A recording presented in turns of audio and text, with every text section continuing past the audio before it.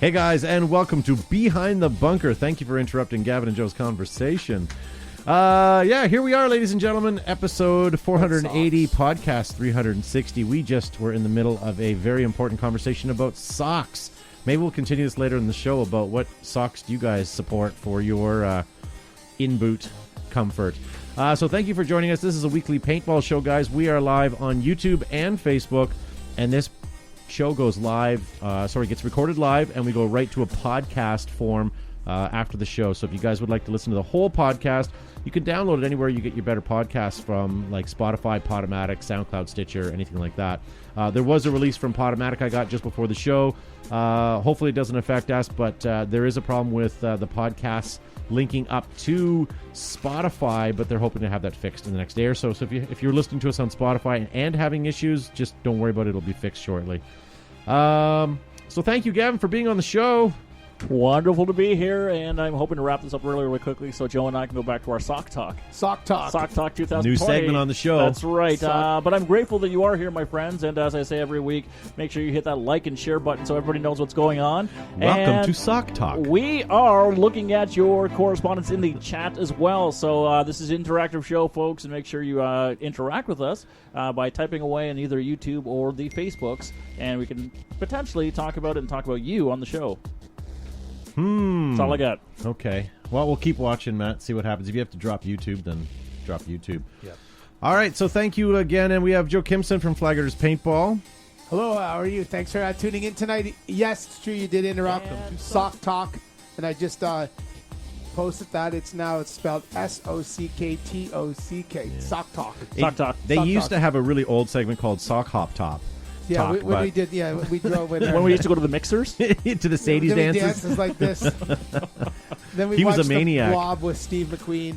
Anyway, guys and girls, thanks for tuning in tonight to beautiful Behind the Bunker. It's Monday night.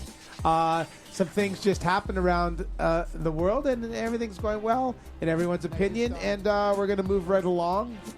Yep. Sorry, I was loading up the What were you YouTube so I loading could up? see you guys watching on YouTube. So far, everything seems to be okay, Matt, on my end. I think it's caught back up. Okay, sounds good. Gavin was opening all his multitudes of windows, and that That's was right. probably taking all of our bandwidth. Never close a tab. No. Leave no tab behind. Hey, tonight, guys, first of all, I want to say thank you to everyone who shared this show last week. Our numbers quadrupled, and I'm not sure why. We were at 8. We are at 9 because my mom watched. But she watches from an incognito window so nobody knows she's watching. She doesn't want me to know. Like private browsing. Yeah. So if you guys get an opportunity, please like and share this. And you know what? Thank you to a couple of you guys that shared this to every Facebook group that they belong to that had paintball associated with it, and I appreciate it. And if you guys do that, I will be eternally grateful. Thank you very much. Nice to see everyone in the chat. Nice to see George. Hey. Nice to see James and Zane and Scribner. That's all that I can see in my live chat right now. Speaking of Scribner, he's calling me out on this little shadow I've got above my lip right now. It's a shadow. It's a shadow, yeah. It is a dirt milkshake, my friend. And why am I embarrassing myself for the month of November? Because we are celebrating or bringing awareness to Movember, the time of year where men will attempt to grow some mustaches if they're able to, just to raise awareness and potentially funds for men's health. So in addition to mental health, physical health and emotional health and all that wonderful stuff, we want to make sure that we're not losing men prematurely, because there's a lot more paintball days to play, and we want to make sure that everybody in your life who is of the male variety is around to do so. So check out Movember in your country, in your state, in your province, and just raise awareness for men's health. Yeah. Check your damn nuts. Check your nuts, yep. Yeah. And your satchel, your male sacks. Yeah. So thank you guys. I see a lot of you guys are sharing now, and I appreciate it. So thank you. And Steve Couchy's from the Australia is there as well. So when you check your nuts, my friend, make sure you're upside down doing so. After that full spiel, Gavin actually just had a cappuccino before the show, and that's what that is. It's a little bit of the dustings on his upper lip. This is the flavor saver, baby. So I have a treat for the rest of the evening. Soup strainer? Soup strainer. There we go. Hey guys, tonight we're going to be asking you guys, what product do you wish existed for the sport of paintball? And we have sheets and sheets that we got from you guys from Instagram, Twitter, and Facebook. But we're going to watch the live chats, and hopefully you guys can join us as well. Nice to see Chica Estrada. Wolf Critchlow, nice to see you. And Dominic, all you guys, nice to see you as well. Next week on the show, I'm going to post this during the week, but we're going to ask you guys what is the best and worst pieces of paintball gear you own. We all have good stuff, and I bet you damn well that everyone has a piece of crap in their gear bag that they would like to tell us about. Planet Eclipse, ladies and gentlemen, with the UK shutting down and having tighter restrictions and everybody working from home, they put out this press release. Follow them on Instagram if you're not already, but essentially they're going to try to keep status quo, and everything should kind of continue to go for the next little bit. So if you guys need some stuff from Planet Eclipse, your local stores and whatnot should still have lots of restock. So cool. Okay. I was sent some information by our podcast provider, and I'm going to scroll down this list in a second. In the last 28 days, this is the top searches that people found behind the bunker on our podcast. Maybe that's why we're gaining some good traction. So number one, obviously, is if they typed in the Bunker Podcast. Okay, I get it, but okay, we're almost there. Paintball Podcast, by typing that in, they find us and subscribe. So those two are best. The Bunker Podcast. So again, just Bunker Podcast, so that works. Then we get into Podcast El Bunker. I wish it was El Bunkerino. Well, maybe it'll be on the list, but certainly. So for all of our Spanish-speaking friends, thank you very much. And maybe that's from Brazil, I don't know. Top 5 on the board, Podcast El Bunker for our French-speaking people. And finally, I think number 6, Podcast El Bunkur. What language would that be? I don't know. You should have tried Google Translate. Are there more? Is there only 6? That was the top 6 they send me. Every week they send me the top 6 searches of how they found our podcast so we can change our marketing. But I thought that was good. Podcast El Bunker. So for all you El Wapos out there watching our show, thank you. Thank you for tuning in. Guys, if you want to watch some great stuff, tune in or head on over to paintball.media and pick up your copy of the new director's cut version of the history of paintball. 6 hours of some paintball goodness, ladies and gentlemen. Todd, you missed Steve Meyer said happy garbage and compost night. It's great that it's not garbage night though. It's not garbage.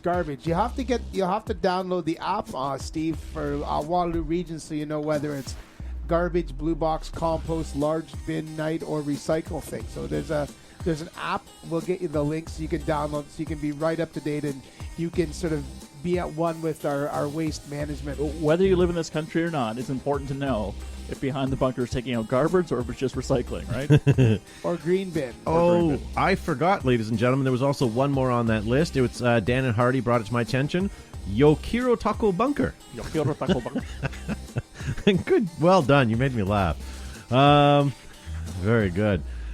So, ladies and gentlemen, I have to admit that we all wear masks due to the pandemic, and Gavin and I really prefer the Ruthless mask. We wear them all the time. Yes. And John sent me this. This is his newest creation, so it's the same mask, but with a little bit more of a profile around the nose and actually an under-the-chin sort of grab, too. So if you guys are looking for a paintball mask, if you're looking for a mask and you want something either paintball-related or even want to create your own, get a hold of them at Ruthless Paintball, guys.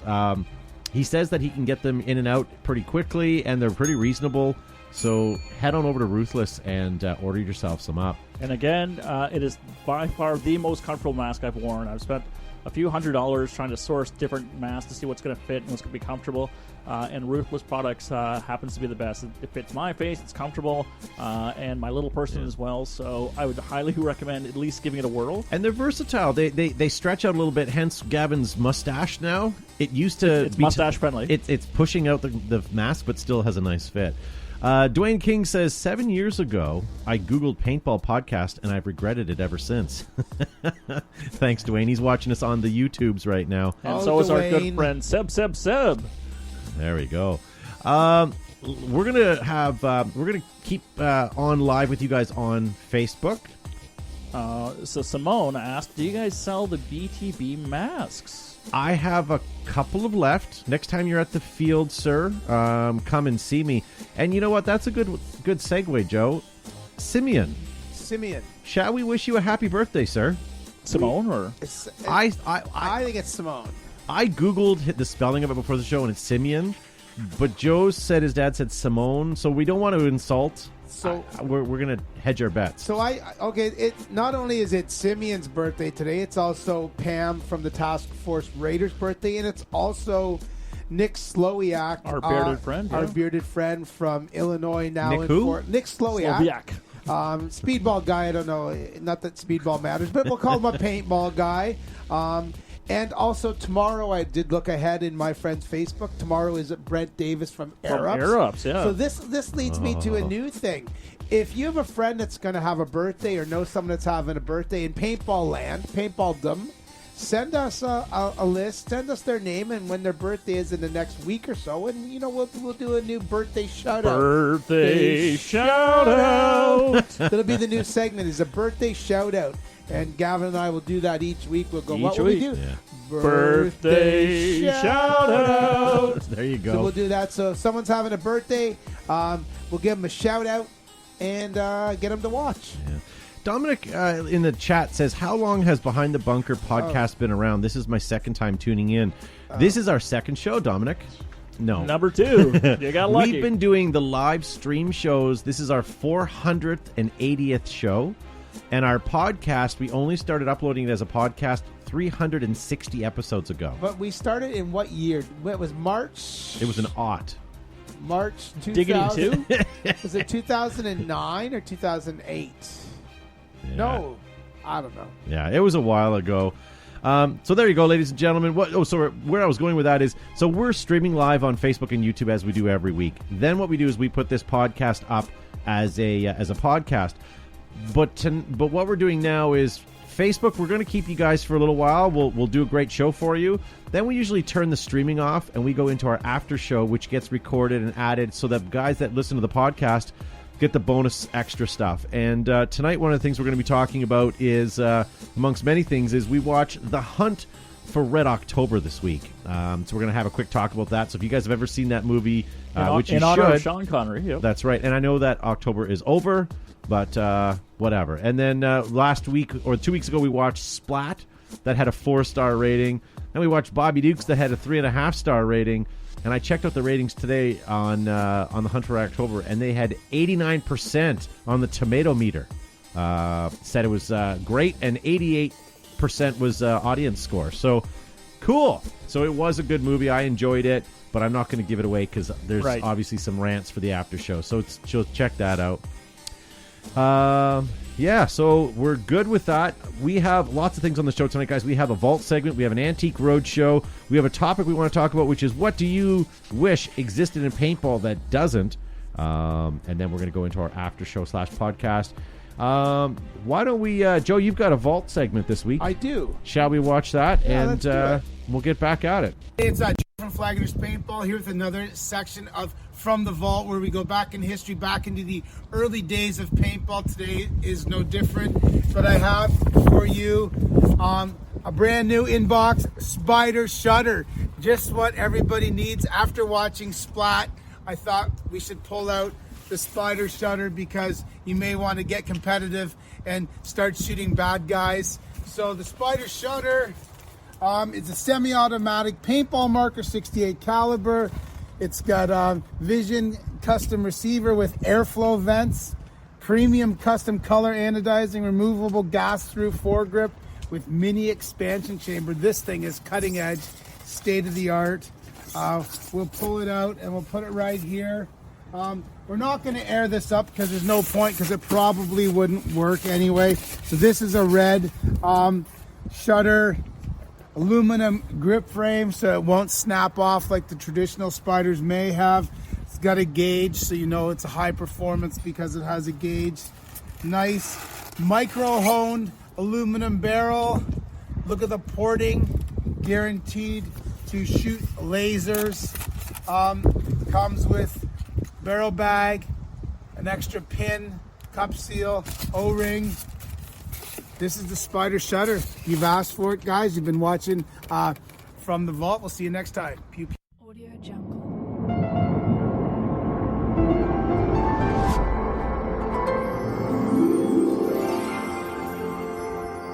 Audio Well, that was my vault in a snowstorm. That was our first snow. That was a couple weeks ago at the outdoor field. But yet today we're wearing shorts. Yet today I was wearing shorts and a t-shirt outside. So it was, I don't know, 22 degrees Celsius here, 22.44, 76 degrees Fahrenheit for anyone that's in Fahrenheit land. 22 degrees Celsius for any Celsiusers. Anyway, that was my spider shutter, brand new in a box. If anyone would like to buy it, it's for sale. I'm clearing out some vaulty goodnesses if anyone needs it. So, or if you like it when it's brand new in a box. Brand new in a box. There you go. Love me them boxes. To you too, and we'll have something new from the vault next week. Whether it's a shooter, some sort of gadget, some apparel, some odds and ends. I have some stuff. So. We'll keep you going. Dwayne King says that he watched the first 10 minutes of The Hunt for Red October. Don't tell him how it turned out. There will be some spoilers in it. So if you have not seen a movie that's how many years old? It's 30 years old. 30 years old, then I apologize. Maybe you'll have to turn it off. Yeah. I'll tell you right now so that you don't get the spoiler. They don't find the hunt. They don't find the Red October. Instead, they find Noah's Ark. And then it just kind of goes off the beaten trail there. But I mean, you can't say no spoiler alerts for a 30-year-old movie. No. That's your own damn fault. No, okay, a year-old movie, maybe a 2-year-old movie, but we just went through a pandemic, for Christ's sakes. If you didn't watch The Hunt for October over the pandemic, that's your own You need to have fault. another pandemic. Yeah. All right, so why don't we have mail time coming up, but before we do that, every week, guys, we go in and ask you guys to send us pictures of your old retro gear that you want to sell. Maybe you're not sure how much it's worth, so you send us in an image of it so that we can help you appraise it. Well, unfortunately, the images that got sent in were of my own. I want to show you guys a marker today, and I want you guys at home to see if you can help us decipher how much it would be sold for.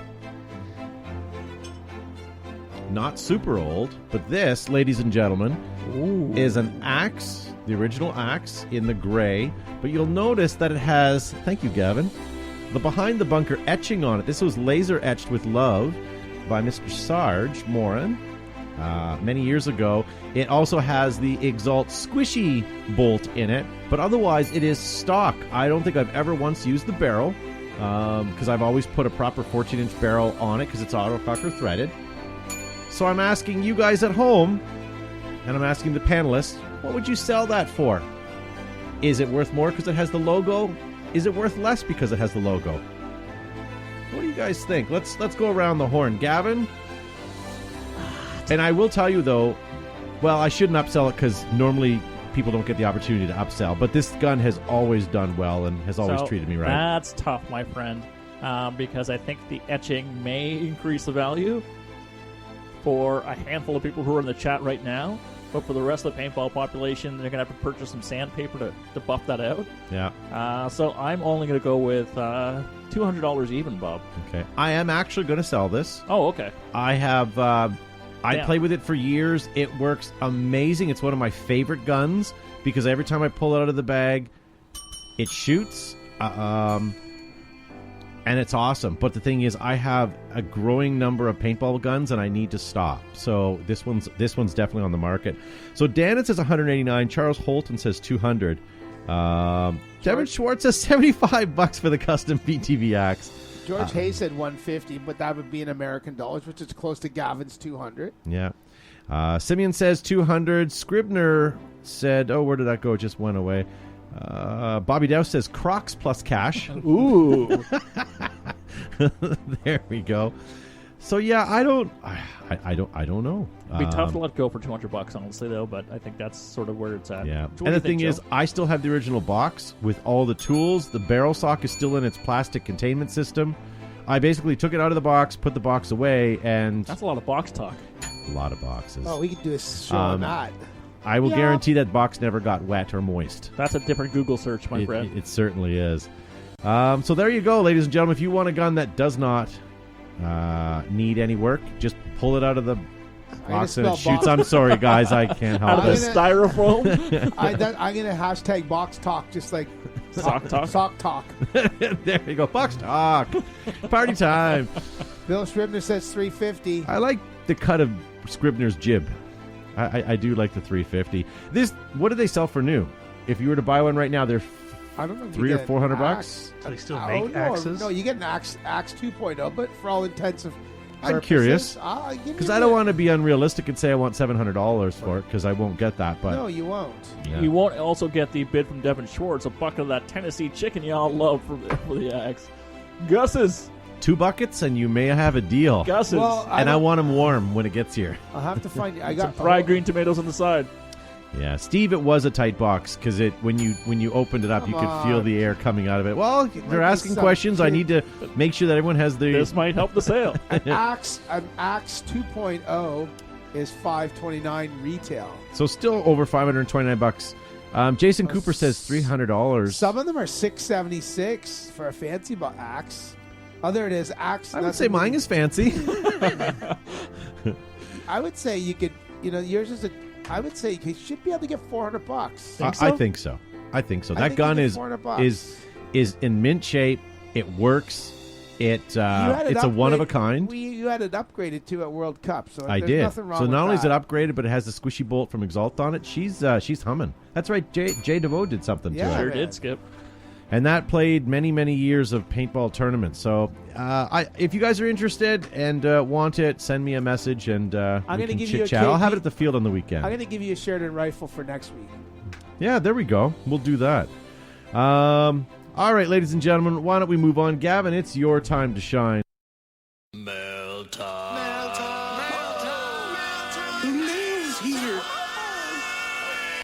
That's right, ladies and gentlemen. It is mail time, my time to shine, where I get to rip open my sack and read some of the correspondence that you, my friends, have sent in.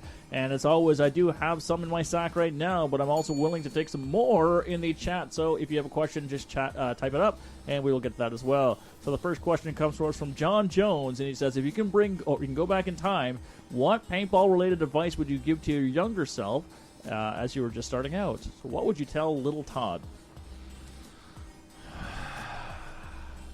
Buy gear right away? That's a good question. I would like to ponder that one. Joe, I'm going to let you take that one. Actually, I would offer it over to Zuby, but then he'd say, "Oh, I get to offer." So if I could go back in time and tell myself, like, how far back? When you first started. Yeah. When you first started playing paintball. I Run don't know, looking for away. clarification. Run away, yeah. I don't know. It wasn't. Well, when I first started playing, it wasn't. You didn't have any options. You had the survival game, and you had oil-based paint and safety glasses. So and there wasn't any real strategy. And we were just raw beginners when we played the first time, and we played against guys that had been playing, maybe 4 or 5 times, and they were like playing a newbie playing against walk-ons nowadays. We just got shot up. It's fun for them. I would say ask them to divide the teams up a little more fair. Yeah, I think I'd tell myself to slow my roll because I know the first couple times out playing paintball, I was way too aggressive to the point where I literally ran into the other team. I think I would, definitely slow my roll and hang out with the people that were the old school players, opposed to, trying to figure it out on your own. I think is what I would say. Yeah, because the gear that I bought was decent. I wouldn't change that.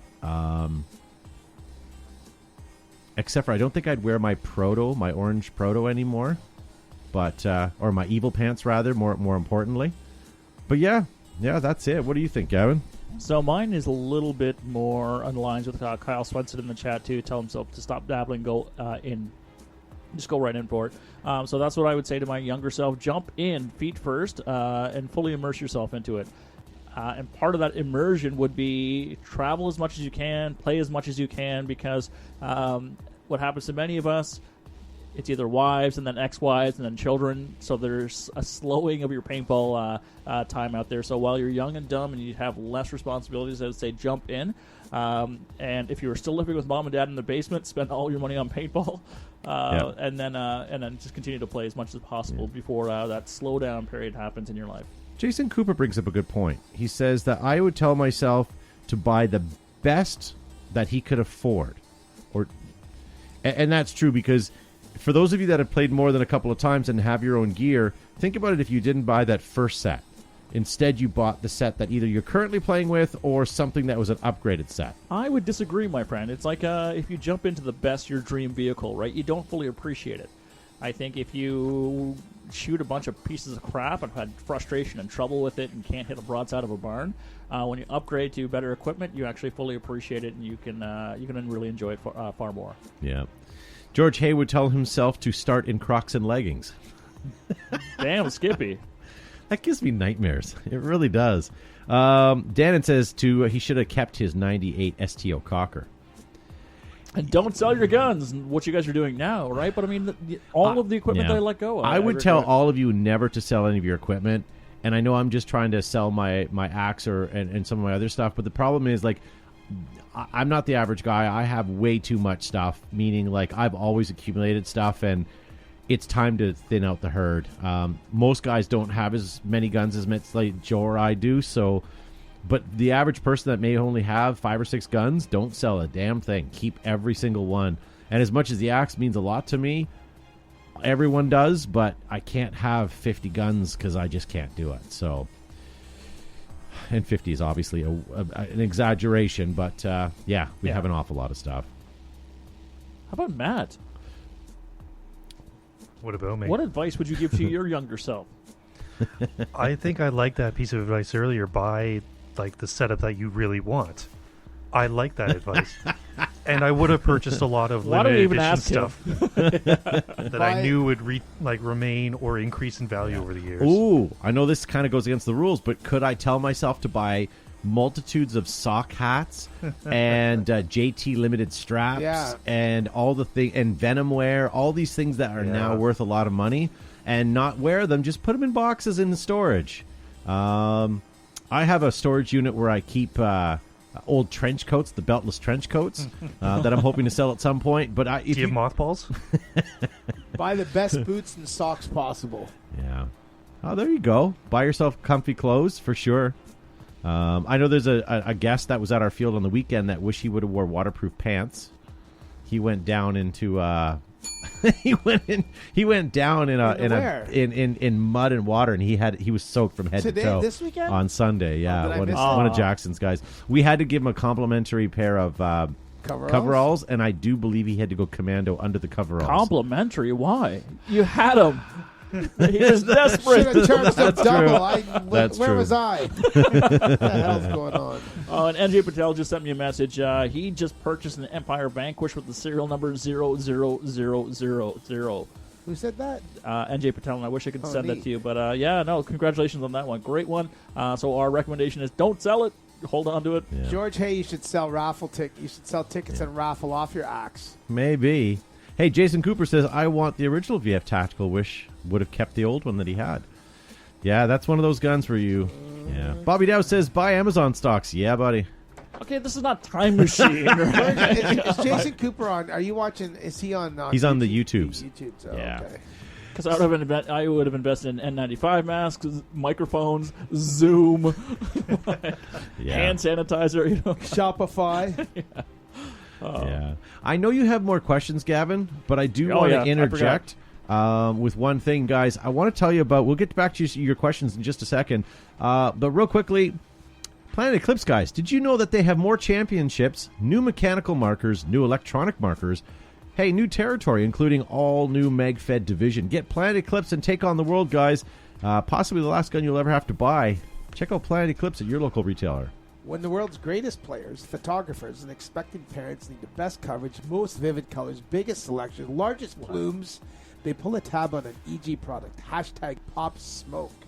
Dirty boobs? Thick welded seams, stainless steel hardware, multiple color options make AirUps the #1 choice for inflatables on and off the field. Made in America by the birthday boy himself, Brent Davis and his team. Check out AirUps.com. So dreams fade. Ruthless paintball products, colors, sublimation, and craftsmanship never die. On or off the field, Ruthless will keep you fresh. Use the promo code BTB15 for 15% off your next order. Adapt, create, and win. Exalt is in our blood. Make your game boil. Get Exalt, which is available worldwide. from the beginning, you stumble down a rocky cliff, or you waded chest deep through a mosquito-infested bog, or whether you're sliding in the snake What, or sorry? running a mosquito-infested bog. Mosquito-infested bog.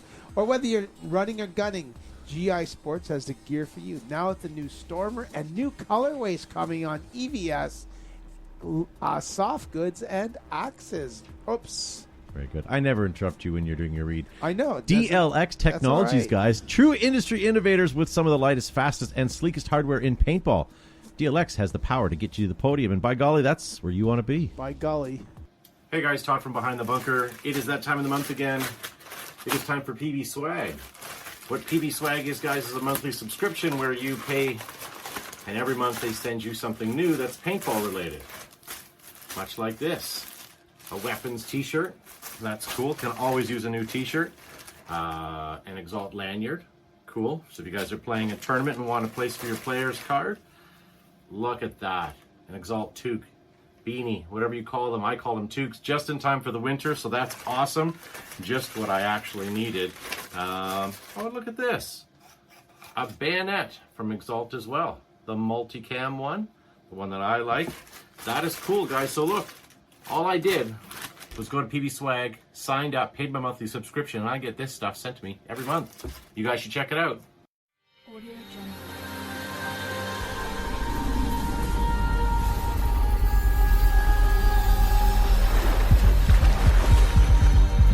Audio Jungle.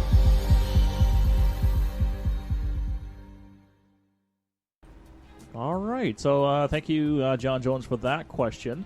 And we have a follow-up with that from Cameron Turnbull, who says, since you're already going back in time, which would you do for the following? Following innovation in paintball, you delay or prevent. So what innovation in paintball would you delay or prevent if you can go back in time? Ramping. Yes, absolutely. Yeah. I know that's the obvious choice, and I know that would be a lot of people. And I've had a ton of fun with ramping. With old X-Ball format stuff, like ramping was the greatest, but it was also the detriment of the sport. I feel that people didn't use it properly. I think that a lot of field owners allowed their local population to utilize ramping when maybe they shouldn't have. I think ramping only had its place on the speedball field playing X-Ball. Are you saying ramping or cheater boards? Well, Both, ramping really, with but cheater boards. But cheater boards go hand in hand, but ramping for sure. I think that it's a great. And here's the problem with ramping is you get a lot of guys that buy guns and they go to the local field and they've got it set to ramping because they don't know. And then the field owner usually has to, unfortunately, say, "Listen, guys, I know this is what we do. We say semi-auto only because you got to be fair to everybody on big games and scenario events. Hey, all the power to you. If you want to ramp, then by all means ramp it.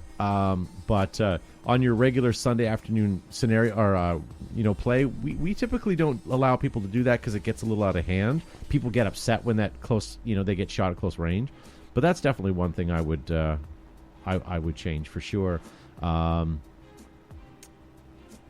I think I would have probably put face masks, like a full goggle set, earlier into the actual sport itself. Yeah, you're right. If you could have. well, it's delay or prevent. So would you delay that any further? We've got ramping, but we don't have any face masks. Yeah, exactly. Exactly. And here's a referral to the dental clinic. I do. Okay, this is a yes or a kind of a good and bad. I kind of wish speedball bunkers like the sup air bunker when they first came out didn't actually ever come out. For one reason is I think that the paintball is kind of traditionally played in the field or in the bushes and in the brambles and stuff. I thought that was, that would have been better. But on the same token, I'm glad that it did come out because you look at the NXL and how much publicity that brings to the sport. And when you watch it on TV, you see it in movies and on TV shows, they do play it. So, I mean, it's a I don't know. It's a good and a bad thing. Yeah, Charles Holton says it's almost as bad as auto triggers. But even in auto triggers, even at the fastest you could pull an auto trigger, it doesn't equal ramping. Like, no. I guess when I think ramping, I think of like 15 balls a second. Yeah. And that's just silliness. Yeah. So I was going to completely agree with you. I think ramping was probably the worst thing for the sport. I really liked Speedball when it first came out, when it was just mech as well, that was pretty dynamic. There's far more movement, and I think that when ramping came out and like 15 balls a second, I think that really killed the growth of the sport as well, right? So paint manufacturers, who sponsored, they couldn't keep up because it was far too expensive for them to have teams just blowing through volumes and volumes of it. And it was harder for kids to get into the sport, too, when they're just getting chewed up. So I like the idea of dropping down to 10, 10.5. I would like to see far more mech movement, even with Speedball. So, sorry, Dwayne King asks, what is ramping? He's new to the sport. So basically, guys, picture your auto trigger. When you turn your gun on, when you pull your trigger 1, 2, 3, and you do that underneath a second or two, your gun immediately goes 15 balls a second, and all you have to do is pull your trigger one time per every second, and it'll continue to fire at 15 balls a second. So basically, you turn into a massive machine gun. Yeah. And Charles Holton, yes, I didn't get your sarcasm. I was honestly thought that's what you were getting at, so I apologize. Normally, we're fairly sarcastic up here. Normally. And X-Ball. So I like that. I loved X-Ball. I thought X-Ball was a great format. But I think it kind of killed. Traditional paintball, and I'm happy that the Race 2 format is back, and we're playing at a lesser ball per second, and it's more skill. X-Ball kind of took the skill out of it. When you, as a robot, could be on the field listening to your sideline coach or listening to people yelling out where the opponents are, kind of took the guesswork out of the sport. Now, it's like you're at Wimbledon. Nobody's saying anything. They're just quietly watching the tennis match unfold. You as a player don't know anything but what you know. So the original rules, though, it was only the coach that was allowed to speak, right? So it wasn't intended to have sideline, even the assistant coach or even the players coaching.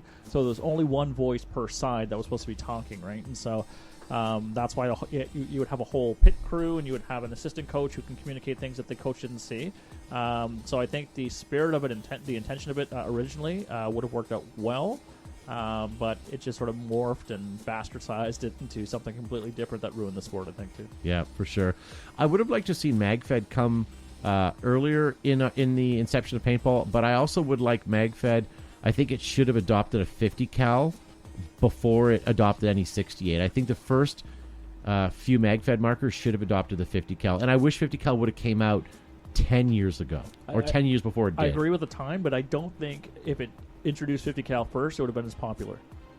Because 50 cal has been around for a while. It took a while for it to catch on, and it was sort of marketed more towards kids. Yeah. And I think if anything, MagFed came out 50 cal originally. If that was the first sort of run with it, I don't think we'd have seen the explosion that we have right now. But the thing is, most of the guys that are watching the show tonight have their own equipment, play all the time, have 68 caliber guns. 50 cal, when we talk about it, you guys probably think that it's the bastard child of the rental field.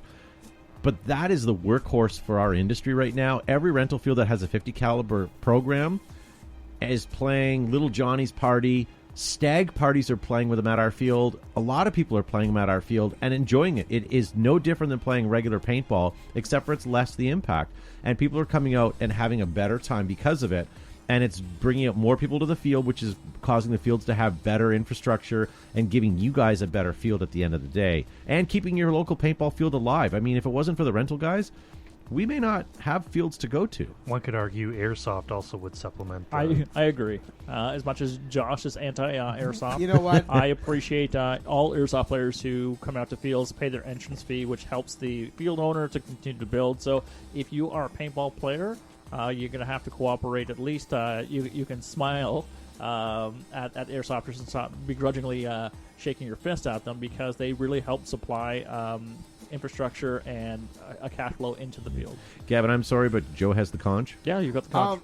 I've said it. We've had this conversation about airsoft, and we've had airsoft playing at Flag Raiders probably since the 90s, the late, dawn of time, the mid to late 90s. So this is like your first. I say we're into our fourth generation of airsoft player. Like every 5 or 6 or 7 years, you go through a rotation where guys get married, they stop playing or whatever. But I think we're into our fourth year, and I will go as far as saying this current generation of airsoft players is more hardy and plays in more foul and shitty weather conditions than the current crop of most paintballers. Yeah. Like, they're out there in the rain, they're still playing. They show up and they play. And, back in your first and second generations of airsofters, people would make fun that they're chair softers and they just stand around and take pictures and stuff. But, man, these guys are out playing right now. And the previous generation of those guys, they're playing. They play all day. They stop for like a 15-minute break, and they just play and play and play. We used to play airsoft back in 2002 and 3. Yes. That's when we first started playing airsoft, to the best of my recollection. That's us personally, but we had guys playing at the original field in pre-99. Yeah. Phoenix in the live chat says they love 50 cal and give the reason there. You guys can read that down there. Is 50 cal cheaper, says Bobby? No, it's about the same price, but it will eventually become cheaper once they start making more and more of it. If 50 cal supersedes 68, then it will become cheaper. But what it does do is it gives far less than 50%, but less landfill because the boxes are tiny. It's less weight for shipping. Well, whatever. I'm not going to say the word box. I already said it several times tonight, but it's so much better. And for like field and store owners, the shipping will be cheaper. It's less space. It's so much better for so many reasons. And yes, I don't remember who said it, but scrolling back, someone said 50% of the impact, 50% of the breakage. Maybe so, but if guys were playing with, like if MagFed players were playing at our field and they were all using 50 cal, we'd let them raise their velocity up to so that 300, 325, at least, so that every one of those balls would break, and you'd have a much more accurate shot, and you guys would love it. We've been saying it for about a year and a half now on the show, but when it finally happens and everybody takes 50 cal into the MagFed, as Gavin says, genre. Yeah, that's me. People will like that. I feel. All right. Kyle Swenson says, "Is this an airsoft or paintball show?" This is an action sports sports game. Okay, so we don't talk about airsoft, but if it wasn't for airsoft and it wasn't for speedballers and it wasn't for the rental market and it wasn't for you guys with your gun owners, the fields couldn't make a go of it. If you took one of those off of the plate, most field owners couldn't make it. Except so speedball. we need all of these things. Joe's a little bitter about speedball. Bit him too. Yeah. All right, so Cameron, it was a 3-part question, so I'm sorry if I trailed off at the end there. So his second part of it is a gimmick or an idea you'd like to see succeed rather than fail. Well, I think 50 cal we talked about. So he said like Angel Eyes or the Metadyne Thumper. What's something that you hope sticks around? I hate Nerf play. I'm so sorry. I know you guys love it out there. I just wish it was... whatever. As long as it's at big games only and it's part of the thing, then so be it. But I don't know, Gavin. What are you thinking?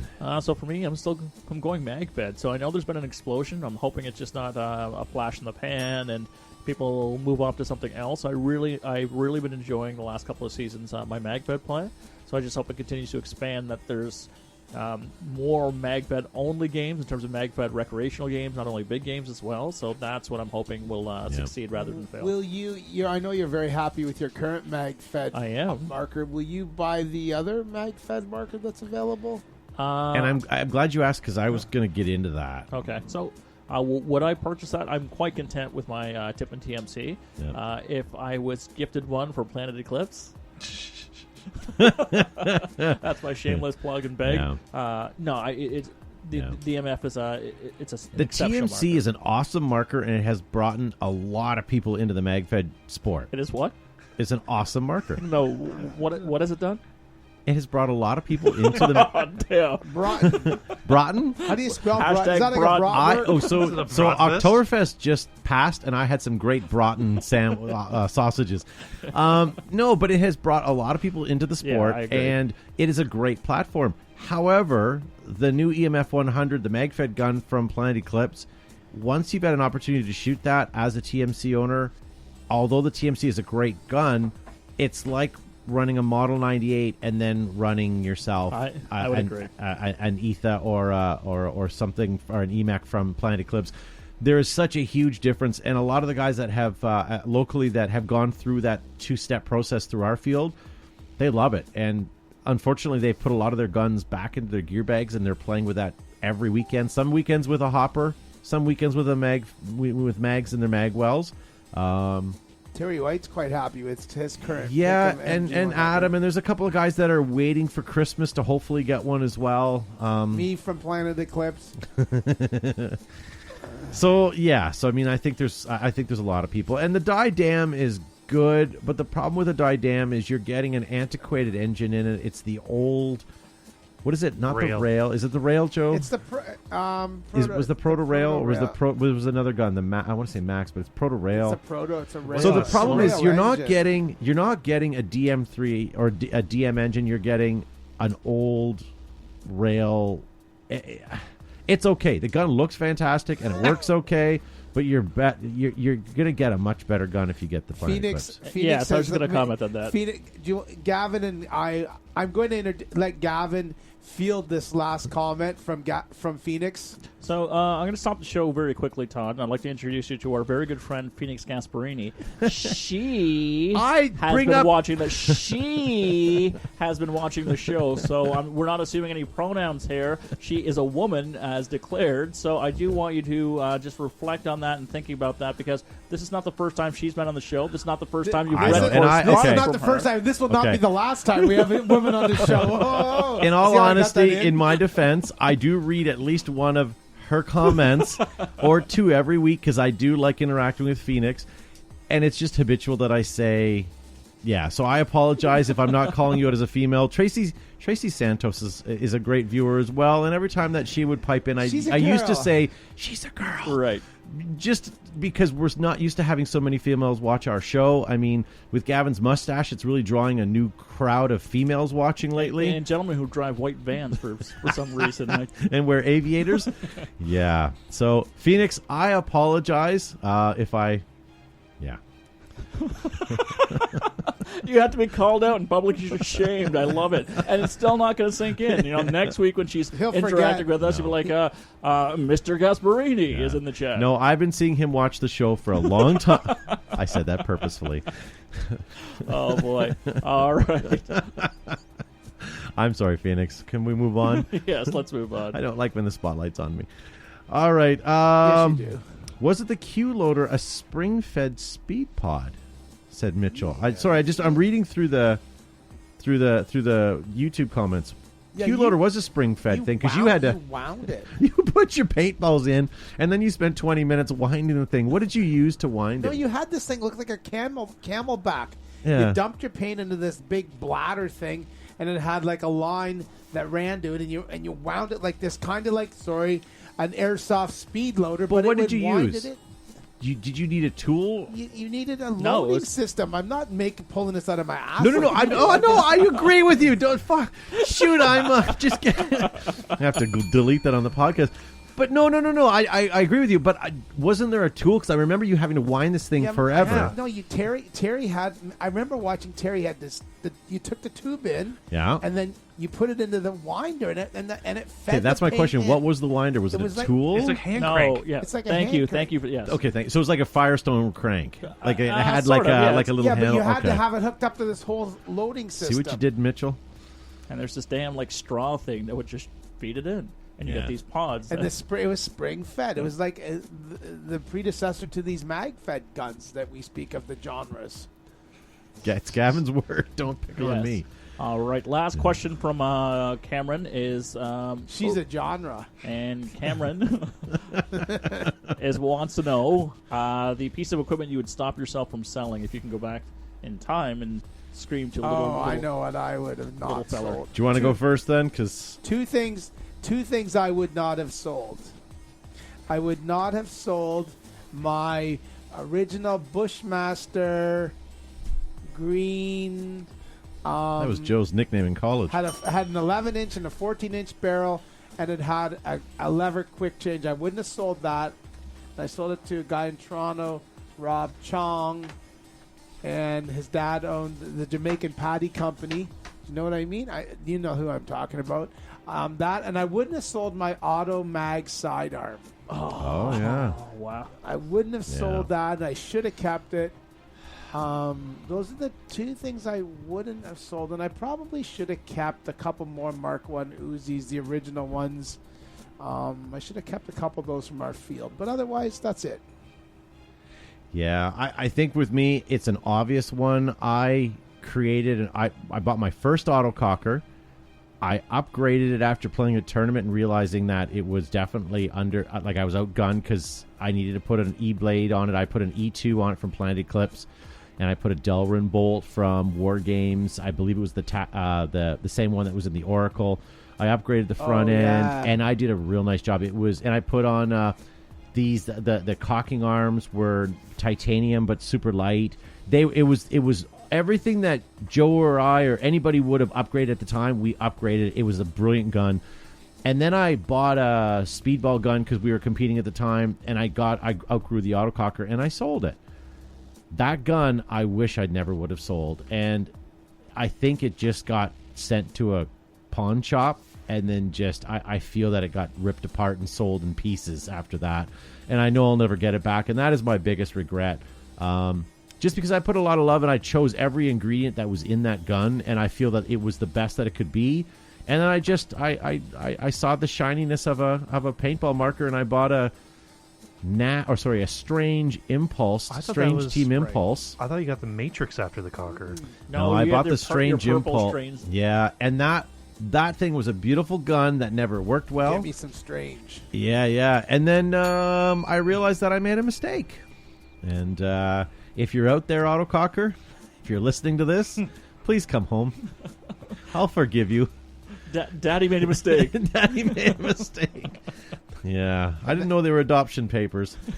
And that Rob guy had a friend whose dad worked for the Great Canadian Pipeline Company, whatever it's called, that made pipelines, oil pipelines. I remember it. His name was Bryce Virgo. Yeah. That's going back God, I don't know how long ago. Yeah.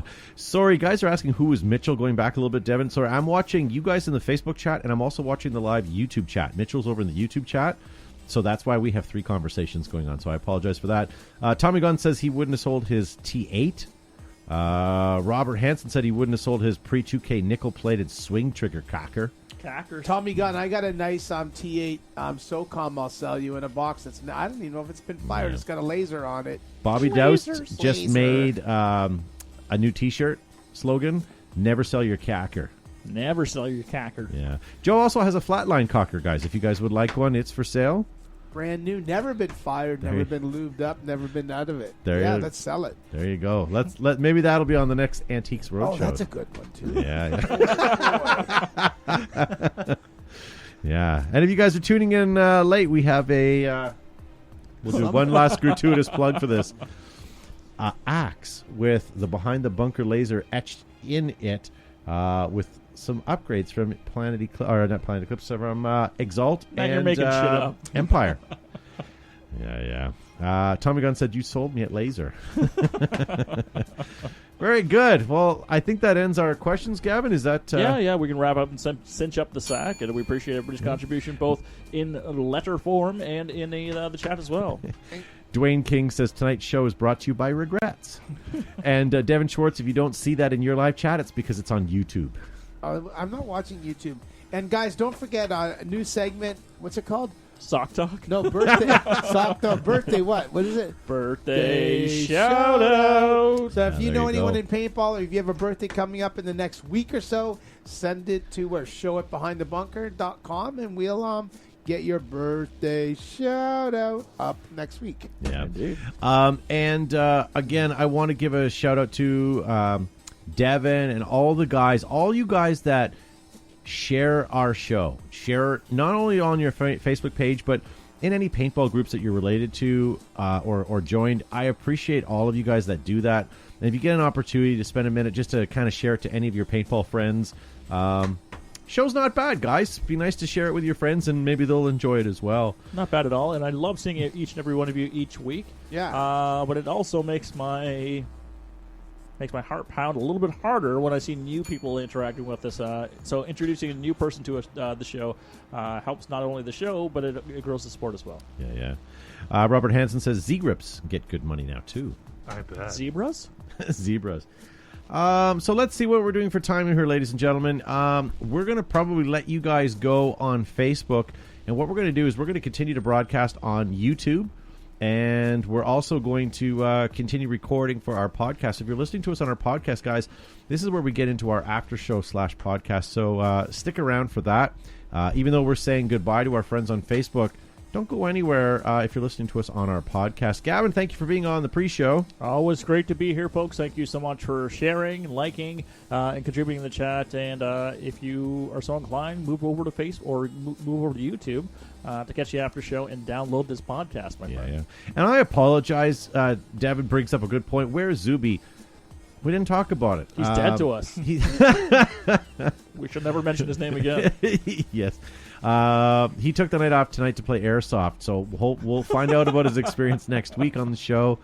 We love Zuby. Unfortunately, he just couldn't make it in tonight, so we are Zuby-less in Seattle tonight, but we'll see him hopefully back next week. Joe, thank you for being on the pre-show. Thanks very much for having me. Thanks for tuning in, everybody. We'll see you next Monday night at 8 p.m. Eastern Standard Time for more sock talk, genre talk, and birthday, whatever it is. Yeah. Oh, that's cute. Little Wolfie Critchlow in the live chat says, "What's some strange?" Some strange. He liked it. He was just commenting. Just kidding. And thank you, Matt, for pushing all the buttons. You know it. Guys, if you're watching us on Facebook, farewell. If you guys are listening to us in podcast or watching us on YouTube, we're going to continue to broadcast on YouTube and record, so stay with us.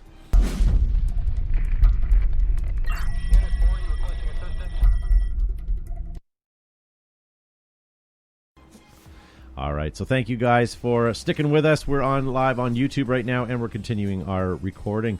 I had a great Price is Right, but we'll line that up for next week. Ain't nobody got time for that. We had some great questions, and we had great questions. Generated some great conversation. So it was a good show. I apologize to Devin. I made it sound like I didn't like him, but I do like Devin. I appreciate him and everyone that was doing all the likes and shares. Likes and shares. So we'll get into a couple topics tonight, but the first one we'll do, because we talked about it, is The Hunt for Red October. Yes, sir. Gavin, did you watch it? I absolutely did. Okay, Joe, did you watch it? Or I know you have watched it, but did you rewatch I it? did actually watch it. I was working on my shed, and I had it playing, and I was listening to it and watching it. So hold on, Matt, did you see it? Absolutely, I did. Okay. On a scale of, would this movie make your top 10 list? Or top 20 at least? Top, maybe. Really? So I would say potentially top 20. Maybe. I was really excited about watching it. So I've seen that clearly 30 years ago.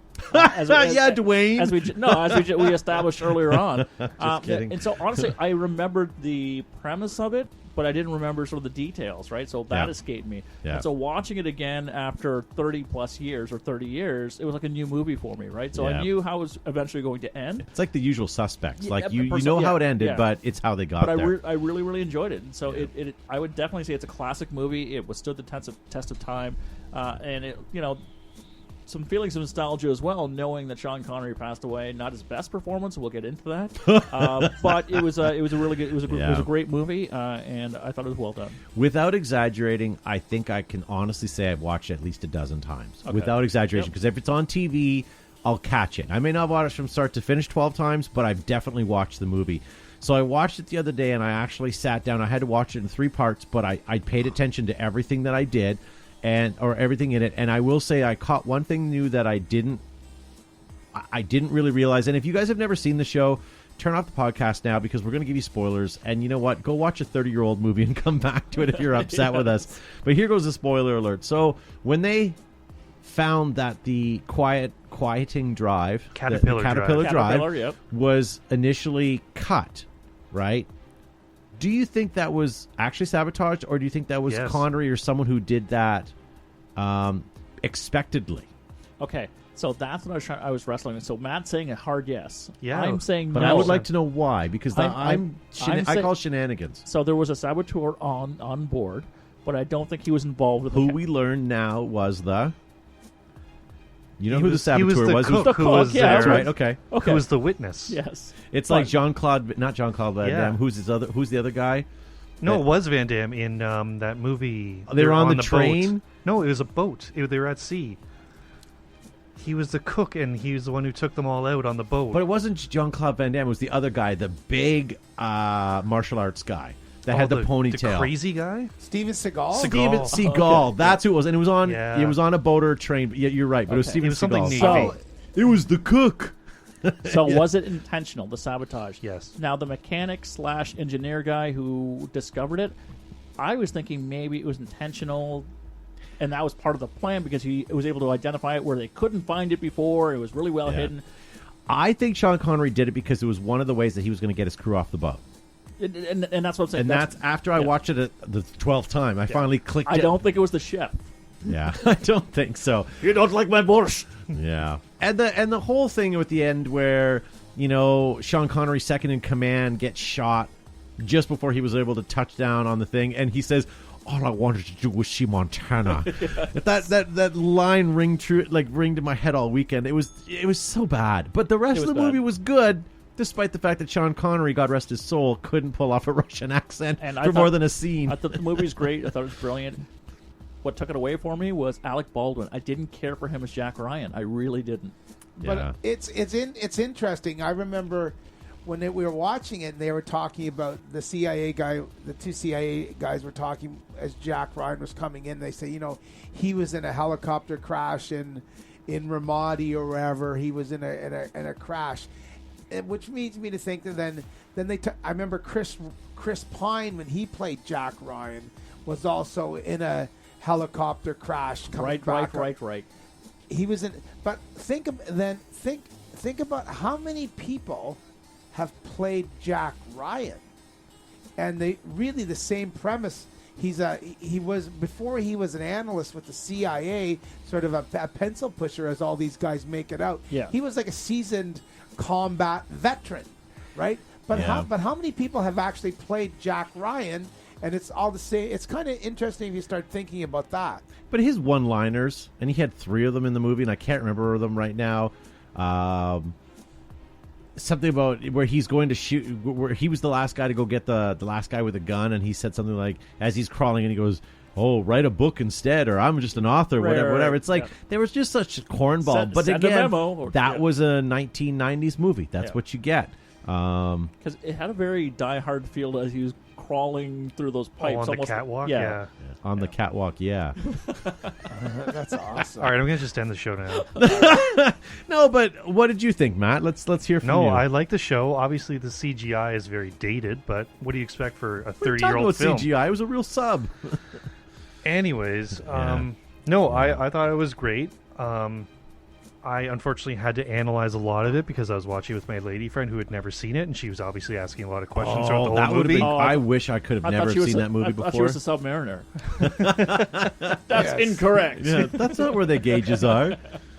Yeah. I was watching here just for a second. I was going back to last night. We watched NCIS Los Angeles. It was like the show, and a Russian bomber went down and landed in somewhere in the States, and the NCIS people went.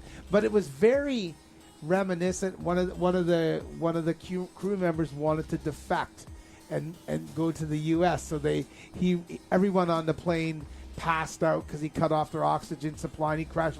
Very Hunt for Red October. Yeah. Of this. So I would put Hunt for Red October in my top 10, Really? and I would easily say that because I don't know, there's something about that movie. I would put that, The Bournes, I would put Pulp Fiction, and I would put Usual Suspects, and I would put Now the Gentleman in as my top 10. No Shawshank? And Shawshank, okay. Yes, sorry. I thought that was so obvious I would have said that. But I think The Gentleman is like the newest version of those movies in the fact that it's rewatchable, and the more you watch it, the better it gets. It's too Guy Ritchie. It's Guy Ritchie. And you're right, I don't like Guy Ritchie, but that movie was the closest thing to a Quentin Tarantino movie, and it was enjoyable. I just thought it was really good. You should watch Hunters then on Prime. I've seen it. Yeah, I've seen the Hunters. Yeah. But I would definitely recommend it to anyone who's never seen it, and I wish that I've never seen that movie before because I would love to see it again from new eyes. Yeah, for sure. Same with Shawshank. Right. Can we go back on what Gavin sort of touched on, as in this not being Sean Connery's best film? Then what would be, in your opinion, his best film? He was definitely a better Bond. The Bonds, but I mean, I don't know. I mean, he's even in a bridge too far. Even like Untouchables. I hate to say it, like Medicine Man. Even do you know that he was a weightlifter and he was actually like a really skilled fighter back in the day? He had like some serious like fighting experience. He was like I know he's A very man's I know man. I know he's very pro slapping women too. Oh, you saw? I was going to bring that up as well. Did you hear that with Yeah, Barbara so- Walters? Come on. It's true. No, I don't change what I said at all. I believe that is yeah. If you want to Google Sean Connery and Barbara Walters interview, just be prepared for some get your cringe. feelings hurt. He'll stop the feelings out of you. But you got to imagine the guy is how old was he when he died? 80 something. He died last week. Thanks, Joe. How old was he? 90. So he lived through an era where Domestic abuse was applauded. not applauded, but more acceptable than it is certainly today. And his statements, although cringy, that was dated for that time. The and- statements were not classic. Yeah. They did not stand the test of time. No, they certainly did not. Bobby Dowse said Natural Born Killers. I'll have to rewatch that because I remember watching that and not really enjoying I that. thought it was okay for Yeah. me. I just, yeah. Was Not as Connery much. in that? No. No. Oh, we're just still on Tarantino. Wasn't it films. Woody Harrelson in that? Woody Yes. Harrelson, wasn't it? Yeah. What's that other one? Fear and Loathing in Las Vegas. I will never waste another effort to watch that stupid, pitiful movie. I didn't mind it. Really? Yeah. Oh. I don't know. I found it too artsy and too. I got an IMDb. Look up Sean Connery movies. Yeah. Clearly, his best was Leave Extraordinary Gentlemen. Yeah. Were you actually agreeing with that? Oh, better than Hunt for October.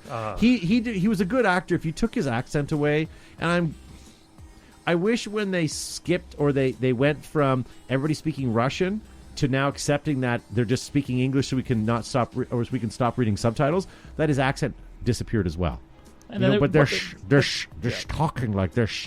It was getting tiresome. Yeah. I just wish they would have just gone either way, all Russian or just all English. Agreed. Yeah, that's no barn English. That's a nice barn, but it's no pool English. Yeah, so I don't know. So guys, we're gonna do our after show / podcast, and we're gonna talk about paintball. We're gonna talk about movies. We're gonna talk about things that are happening in the world. Does anybody have anything else they want to speak of? Do we want to talk about the not necessarily the election, but the Biden? We talked briefly at the field about the Biden acceptance speech on the weekend. Did you guys all watch that? Matt, did you see it? No, I didn't. I didn't see that. You didn't see hear the it. Chrysler commercial? That was the Biden speech. So, we are clearly not in the United States of America. But what I did appreciate is much more messages of hope and unity. Absolutely. So whether that is just pure politics or not, I like the idea when you have very clearly a divided country, whether they are legitimate votes or illegitimate votes, it looks like it's a 50-50 split. Yeah. So there's definitely people who are on either side of the camp, and sort of no moderates at this point. So I think it's either you are either pro or against. But Yeah. either way, I like the idea of potentially saying, okay, if I am the president-elect, let's now move forward. Even George Bush, right, came out and echoed sort of the same sentiments, right? Now's the time for rebuilding. Now's the time for healing and unity to move forward as a nation. And I don't want to really get into the politics of it all. And congratulations to Joe for winning. I suppose for winning. But I when I was watching his speech, I as I said to Joe on the weekend, I couldn't help but notice that the camera was panning to everyone that had parked their cars in the lot watching the speech because they were trying to social distance. But every car on the right side where the camera was panning from was all Chrysler or Jeep product. And I don't know if that was a sponsorship thing. And later in the program, they showed a couple more different camera angles, and there was different cars parked in the lot as well. But it was uncanny how there was 6 cars that were Chrysler or Jeep. I don't know if there was a sponsorship thing there or if it just happened to be that way. But you noticed it, didn't you? I saw that. I think it was probably just happened to be Happenstance? happenstance, I think. I don't know. Yeah. So I don't know. If we're going to continue on with the Dead theme, maybe we should watch a movie with Alex Trebek in it for next Monday. Oh, too soon. Too soon. What is too soon, Matt? Yes. Was he in any movies, though? I have no idea. Lots of old Canadian TV Right. shows, but Yeah. Do we watch a movie next week, or do we all abandon. come to the board with something? Everyone can relate to a movie, but I think we come to the board with something. We each bring a news, something that's relevant to chat about, So I know it's relevant today. and that doesn't mean TikTok videos, Gavin. Yes, because they made the announcement today about Pfizer potentially come up 90%. with the in stage 3 of the trials, 90% efficacy rate. So we can maybe talk about that a little bit if it's still relevant. I wish that. Okay, I'm hoping that that's true, but I also hope that people don't take that as an immediacy to take masks off and base that upon. Because when I listened to it on the news today, they talked about that, and then they broke into the next story, which was how in our area, I don't know how it is where you guys are, but our numbers are through the roof right now. Yep. And UK's on a full lockdown again, and things are getting worse, and we are on that spike on the second peak right now.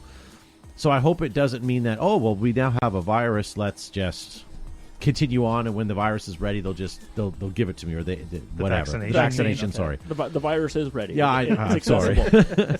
But I'm hoping that the virus hasn't mutated as well, where this vaccine, although is showing promise, all I want is my life to get back to normal, and I have now accepted the fact that there is no time for it to happen. It'll happen when it happens, and it's going to be a while. So this vaccine, as much as I'm happy about it, I just hope it doesn't give false promise and people start making it worse, because this virus is already spreading pretty quickly right now. I was suggested before the show, and I kind of feel bad that I didn't, but I was suggested before the show that the three of us wear masks because we're farther than 6 feet away from each other. However, it would give an opportunity for us to show that masks are important. Yep. And believe me, I do believe that masks are important. But I'm okay wearing a mask. Yeah. I'm okay with that. My only concern is for those that listening at home, talking through a mask is sometimes a little. You know what? When we're handing out goggles, and our customers are coming up and they're having their masks on, and sometimes there's a lot of background noise often, and you can't hear people talking. Difficult, yeah. But I think it's it's not like you can read lips. So I think it's the way we will have to adapt, and I think just to show our support, I think, and everyone coming together as one, I think we need to wear a mask. Does it sound? This is a rather thin mask, but you like this mask, Matt? Would I don't you care have bought for one? it. No, not that particular pattern. No. I think we should. I'm for wearing a mask in the studio. With that, yeah. So we'll see how things go for next week. We, unfortunately, are Joe, Gavin, and I, for those that are watching outside the show, and Matt for that matter, but mostly the three of us here sitting at this table, we are in kind of our own family bubble. We spend weekends and weeks together. Joe and I are definitely in the same family bubble, but Gavin as well. So although we're talking about safety and whatever, we are also have been around each other and will continue to be. So I know that's not an excuse for not wearing a mask tonight, but it kind of is. But whatever, we'll see how it goes. A couple of the people that I look up to have been talking about next season, and they're thinking that next summer will mimic this summer in the fact that we're still going to have indeed we're numbers, numbers of groups low, and masks will definitely continue for probably another. Well, it'll continue indefinitely, but. Yeah, and look at some of the Asian nations are still they were wearing masks years before this. So one, for pollution, but two, it was honorable if you were having the sniffles to ensure that you put one on so you don't infect anybody else too. So it's a matter of courtesy. So I wonder if that's going to be the norm, even after vaccines and stuff like that. If you're feeling slightly under the weather, that you just mask up. It will take a long time for the Americas to adopt that mentality. Potentially, we'll see with maybe potentially different leadership. What that looks like. Not just the U.S. I'm referring to like Western culture. Yeah. Who's Howie Meeker? He's a hockey guy. Okay, he passed away. Yeah, Toronto Maple Leaf. Toronto Maple Leaf. He passed away. He was 97. Bobby Dow says you guys need a cone of silence in your studio. I don't know if that's a compliment or if that's a valid suggestion. Cone of shame. And Stephen Meyer says he figures 4 years at least. And fair. Steve also says that mass vaccinations will take years to complete. I agree. So with vaccinations too, for that herd immunity, you need at least 70% of the population inoculated, I believe, right? And so I think even good luck. How many people get flu shots? Would 70% of the population get flu shots? I don't think so. Do you get a flu shot? Everyone in my My wife gets a flu shot. You No get one one. else gets one. I get one. I get one every year. And it's not that I'm against it. I don't go see the doctor, and I kind of just don't you ever. You go to a pharmacy. pharmacist? Yeah. You can see the person, the crack Yeah. dealer on the corner can give you Yeah. a flu shot. First one's free. So do you get one, Matt? No. No. So that's 50%. Yeah, and I bet you it's far less than that, unfortunately. But yeah, and the Spanish flu took at least 4 years for that to run its course as well. Yeah, but look so. what a Spanish fly does. Wow, chicka wow. Oh well.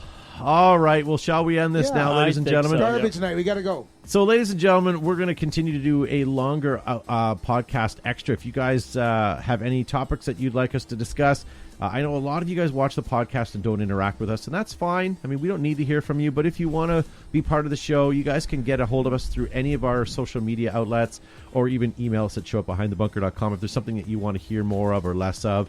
I know there was... yeah, so I mean, just certainly send us a message. Any final thoughts there guys? Stephen also says that we need the funky cold Medina. Damn right, Tone Loke. Who is Tone Loke's brother? Quick. I don't know. You're kidding me. No. You Joe? told me this before. Tone deaf. Matt? I don't know. The young MC. Oh, crap. The Okay. young MC wrote and produced Tone Loke's music and then said, screw it, I can do it myself too. And I don't know if he said that verbatim, but certainly he had his own career as well. I pay $50 to make you holler. Well, he was dressed in yellow. She said hello. Come sit next to me, my fine fellow. Oh, my God. Let's go. All right, ladies and gentlemen. Joe's signing off. So thanks, guys, for Good listening. night, folks. We'll see you next week.